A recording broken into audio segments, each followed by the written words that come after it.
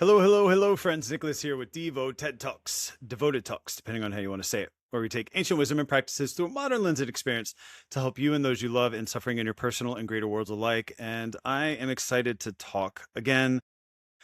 Once I get on a roll, it starts to be very therapeutic and it starts to be very cathartic for me. And, I thought there was things I wanted to talk about and probably will remember them later, but I wasn't quite in a headspace to be able to record last week. It was very busy the other week. And then I had, the anniversary of my mom. Well, my mom's birthday, but she's passed away, as I've talked about. And I don't say that for pity, and I don't say that for any other reason than to acknowledge that there's emotions and there's things stored in the body and or the psyche that work their way out. And so I haven't quite been on top of my game as I would like to be. And also, we're moving into summer. Like Ayurveda shows that I tend to have more heat in my body because I do have pitta aspects to myself. Whereas my body is a kapha. This time of year, especially teaching hot yoga and then the summer and then being outside and just it tends to make me more sour inside. It tends to make me more just not quite right, less adapted, and it's challenging, right? Like I told people yesterday, I was like, I just didn't feel great. I just felt very sour. Like my stomach wasn't upset, but I just felt sour inside. And it's hard to be productive when it's like that, right? And that's just a pitta imbalance, and that's to be expected around the solstice in summer with the heat going up and down and being out in the heat. Like all day Saturday, I was out in the heat, even though I was under a tent and it was breezy. It was nice. It was a summer solstice festival. It was beautiful, but it was still a lot of solar energy. It was a lot of pitta energy. And each of those things carry its own impact. And Ayurveda is cumulative. It is not going to be this one and one, although sometimes it can be, right? Like a shot of alcohol is going to give you a feeling for that amount of time that it's in your system. But depending on your adaptedness to it will dictate how long you feel that and the qualities of it while it's in your system, right? And so Ayurveda is again cumulative, and sometimes you accumulate balances to certain levels of quality. So perhaps my kapha quality cumulatively has gotten more pitta, which then makes me less and less and less um kaphic. And so then my get up and go juice, my kapha, my robustness has been depleted. And so I don't feel as great. And then I'm subject to the things that the pitta is doing inside of me. And again, there's nothing wrong with it. It's just simply an acknowledgement of what is, right? Ayurveda is life. Ayurveda is everything. And it's not a solution. It is the way of understanding the world so that the solution is evident to you. Right? I was talking with my client yesterday and he's like, well, I got to, I'm learning this and I'm going to get it. And I'm like, no, you're not. That's not what it is.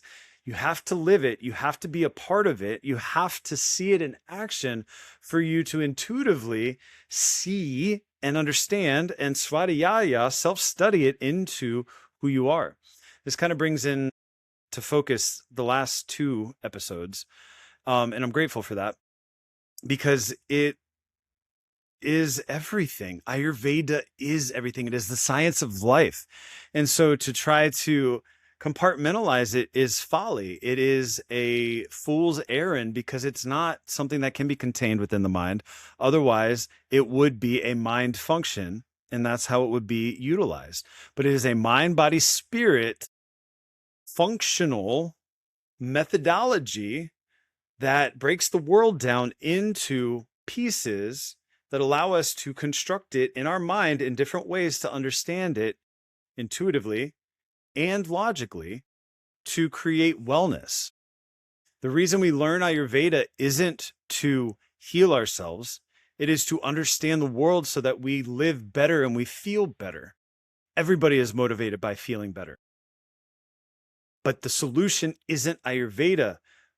Ayurveda is a language of solution that when combined appropriately, just like a sentence can convey meaning, Ayurveda constructed appropriately in the moment can allow for remedy and wellness. But it itself is not healing. It is an environment of healing. It is an environment and understanding. It's a zeitgeist of healing. Itself in its fullness is life itself, including us right here, right now, and all the things we've created right here, right now. In the last episode, I said we were made for more. And how do I know that? Because we learn and we grow. Ayurveda is a part of that process. It is part of the governing principles of that process. But it in and of itself, as a principle, negates a wide portion of it, because to have to articulate it loses some of its power. Some of its power is energetically and spiritually out there to be tapped into, not to be articulated or even treated in the physical, right? It's cool. You can learn to do all of the different Ayurveda treatments, the teas and the herbs and the poultices and the gatis and there's so many things that you can do. That's not what's healing. What's healing is the body and its natural innate wisdom once it's restored through the use of these treatments, which are predicated on the knowledge base that is Ayurveda. But Ayurveda itself isn't healing.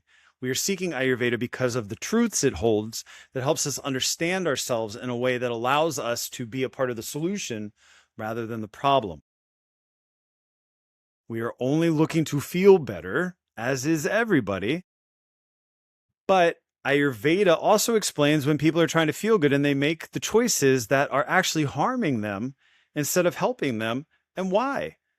Ayurveda identifies this. Disease recapitulates disease because it is a state all its own, and everything's just trying to continue. Everything is just trying to persist, even disease. But it cannot coexist with wellness. But wellness isn't a static one moment thing. It is a dynamic, fluxing, changing, and evolving beingness, experiential process. And all that sounds mumbo jumbo and word salad, and it is, but all of it's true as well. It can be both. If you don't understand it, it's word salad. If you're tapped into truth, it makes sense. And maybe my exact words aren't the realization that you have. That's also possible, right? My words are mine own, and I know that I'm communicating on levels greater than just vocal. So, what are we being called to do? Shed the weight of the world. Study the things that hold truth for you. And it could be religion. Religion could be helpful to you, but you have to believe it and you have to identify with it, and then practice it, and then keep practicing it. And do you know what I just described? The DIVO method. Detoxification, shedding the skin. Integration, studying the things and practices that have meaning to you. Vitalization, practicing. Optimization, keep practicing more and more. DIVO. Simple. A, be well and be free.